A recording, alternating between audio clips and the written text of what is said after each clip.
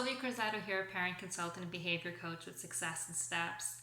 As the school year approaches, many of us are trying to decide whether or not our children should go to school or should they continue with online learning as took place with COVID. And really, there's a lot of mixed emotions with this, but whatever you decide, know that the decision you're making is in the best interest of your child with what you're comfortable with, and there's no right or wrong decision. You really need to do what works best for your family. So, if you guys do decide with online learning, I do want to provide you with a little bit of support and tip on how you can make this a positive experience for everybody, and some things to take into consideration as well. So first and foremost, we have to understand that online learning does provide a less structured environment than when a child goes to school. When they enter into that classroom, there's a lot of structure that's put in place. When a child is learning in their home, things seem to be a little bit different, and children tend to have a hard time or a more difficult time to navigate what is expected of them. So a lot of structure is going to be required, especially at the beginning, so that we establish those clear expectations and boundaries with online learning. It's key to remember that children with learning difficulties or attention difficulties will require additional support to stay organized, to complete their work, and to remain on task. So keep that into consideration as well.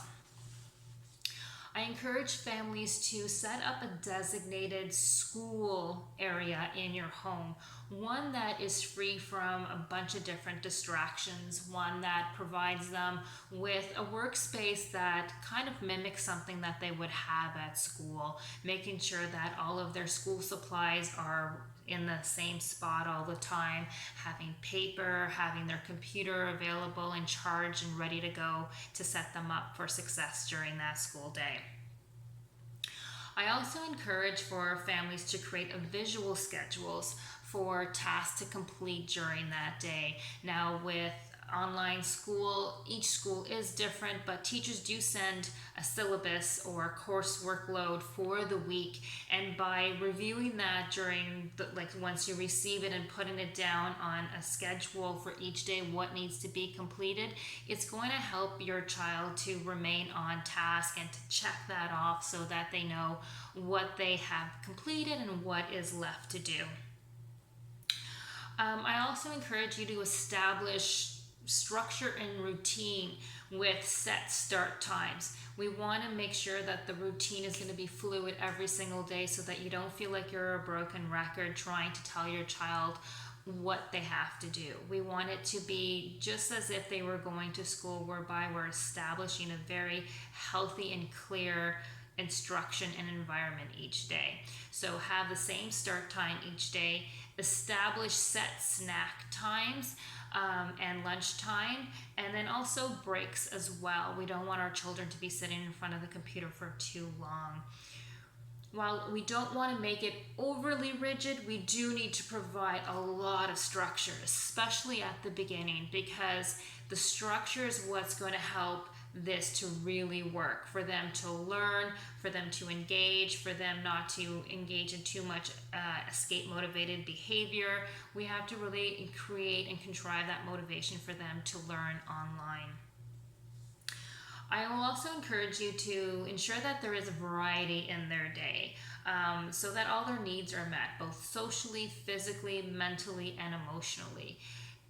There's a lot that the actual school do provide for children that fills all those buckets for them. So by having online learning, we need to look at ways that we can replace that.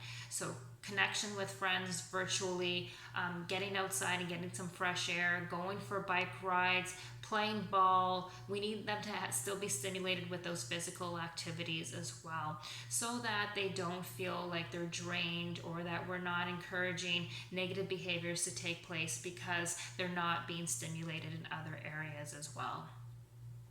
I do hope that you find these tips supportive and helping you to get on a fresh start for the school year, whatever that looks like for you. If you have any questions regarding how to best support your child, please know that you can always reach out and have a conversation with me. I would be happy to support you and your family to achieve success and steps as well.